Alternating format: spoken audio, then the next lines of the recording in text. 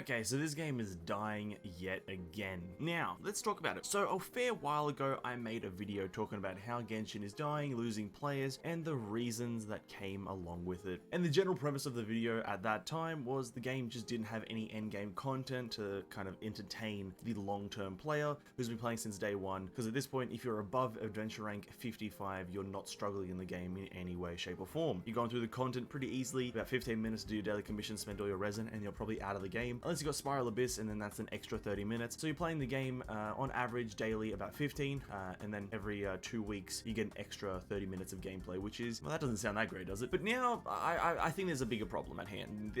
Along with the no endgame content, which pretty much that whole video still makes sense. The game still has no endgame content, which we'll touch on a bit in a bit here. But for the most part, the game still has no endgame content, and there's one bigger problem also coming up that I think is an even bigger problem. And that main problem is nothing is happening.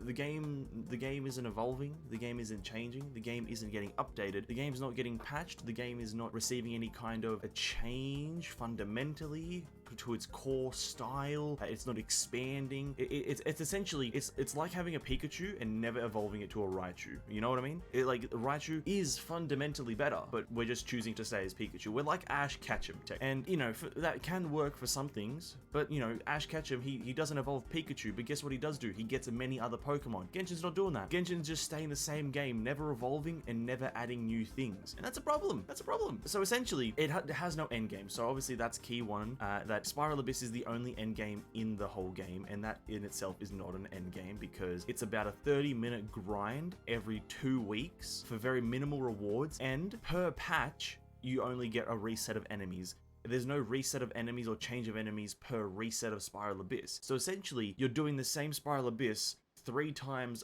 per patch, or maybe 4 times sometimes, depending on how it lines up, but you're doing the same Spiral Abyss 3 or 4 times per patch, boring as hell. Maybe the first time you do it, it'll be interesting, but everything after that, it's boring, tedious, and time-consuming, and the only thing that changes is the minor buff that you get. That's not an endgame because it's 30 minutes every 2 weeks, a total of an hour and a half you're spending over the course of a patch doing the endgame. And they've missed out on a lot of opportunities to add a different endgame. Take Labyrinth Warriors, for example. They could have very, very easily implemented an infinite, like, scaling system that is Labyrinth Warriors, pretty much giving the player something to, like, not even give a reward to the player, but just let them do something that there's a chance of changing every single time you do it. Because Spiral Abyss will not change every single time you do it. You'll have the choice of the same buffs.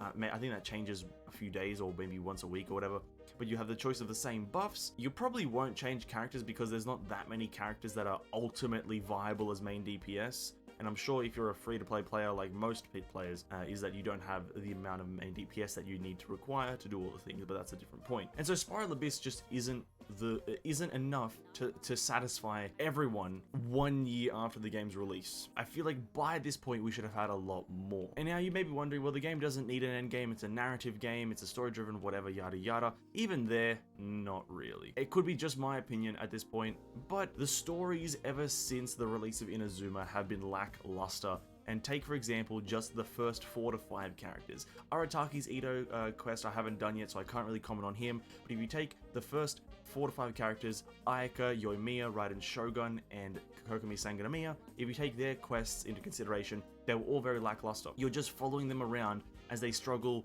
with some weird kind of, like, you know, social anxiety with Raiden Shogun as she can't, like, adjust to society. You go with Yoimiya as she just builds some fireworks. What Kokomi Sangonomiya, she works with overwork. You deal with her, like, overworking mentality, pretty much Jean's quest but 2.0. And then Ayaka's quest, you like walk around a city as she dresses up because she's not used to formality. I understand that it's a quest about exploring the character, but have it have some sort of impact on the world. Because if we take a look at something like Diluc's quest, you dealt with, you know, learning about his personality and learning that he is the Dark Knight. And you also do a problem of protecting the city of Mondstadt from an Abyss Mage invasion. A bit of impact there, right? Not only are you learning his character and expanding your relationship with him, but you're also defending Mondstadt from an invasion. Kind of an impact in both areas, whilst Raiden Shogun's quest, you walk around to the city, you take a picture of her, and then you go beat the fuck out of some guy in a random domain. Not really that great writing, in my opinion. So ever since 2.0, it just felt lackluster. And so back onto the point where I said that they're not doing anything now. So these are the problems that I identified in the previous video. Now the problem at hand now is that they're not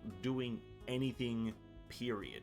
We're not getting any meaningful updates to anything, and things aren't changing fundamentally to stay interesting. That's not good for the type of game this is, because if I'm to quickly summarize what I think of Genshin, is that it is a gacha game. Without a shadow of a doubt, it is a gacha game. But you have to take into consideration that it's the very first ever open world gacha game that's story driven and isn't pay to win. So essentially, out of the few things that a gacha game usually is, it doesn't have two of them, I would say.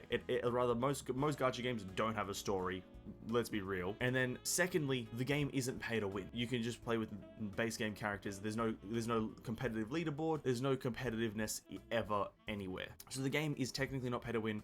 And so it's the first gacha game that's open world but not pay to win, and also has a narrative driven story and cohesive kind of systems. But they're added so rarely and very few systems at a time that the player finishes one whole system very quickly and then moves on with their life, and then has like a 6-month like downtime between systems.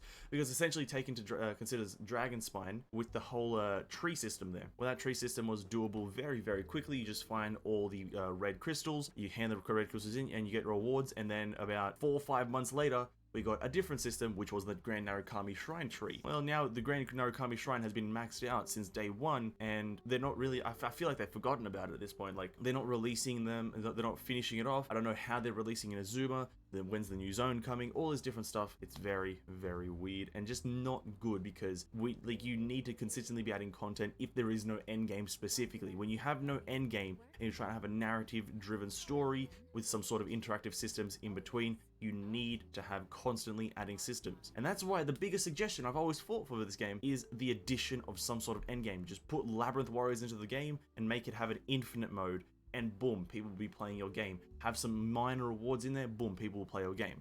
And another thing with them never changing the game is they're not patching things. They're not patching characters. It's a common theme with their style of patching. miHoYo only updates the game once every 6 weeks. You don't do that. I'm sorry to say, but that is not a great way to patch a game when your game isn't great in terms of the characters. Because there are so many characters that are either very lackluster, underpowered, and underwhelming that still have yet to be changed, that could have easily been changed. And when you add this whole 6-week patching thing, it gets worse and worse exponentially, because per patch, or per time they patch the game, they might change or update 1 or 2 things, essentially on the core level. But that whole patch that they introduce makes an abundance of more problems when it's launched. Because it's no news to everyone that Xinyan, Amber, and some other character have been donkey cocked for a very long time right now. I think it's like Lisa. Amber, Xinyan, and Lisa have been pretty bad for a very long time. Now, arguably Lisa isn't, but that's a different point. And I don't really know how to feel about this. This is the main reason why I've been making a lot less Genshin Impact content, is because it just doesn't feel that great to play the game. Like, I like people who are playing it at this point are like massive diehard fans, and whilst I do love the game, I wouldn't sell my soul to it. You know what I mean? I would sell my soul to a quality game that gets constant updates, that's getting patches, bug fixes, like rebalancing, new systems. Because I believe in a motto, and it's a self-made motto: if the system is in the game, someone will play it. You know, so there is no detracting feature to having a system in the game, but there is a detracting feature to not having a system in the game that was once in the game. So essentially, Labyrinth Warriors being taken out of the game permanently, and no hint or kind of foreshadowing that it's being re-added as a permanent system, has annoyed me, because it's a great system.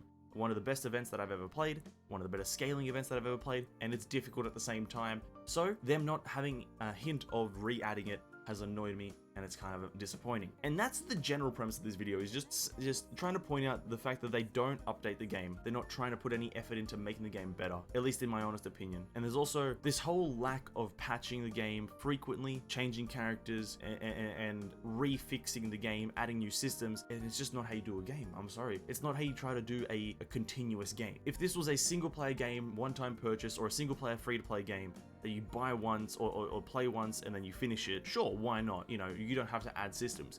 But it's a continuously updating game with an ever-expanding roster of characters. You need to update your game and add certain things to it. But that's just my opinion, I guess. That's just my opinion.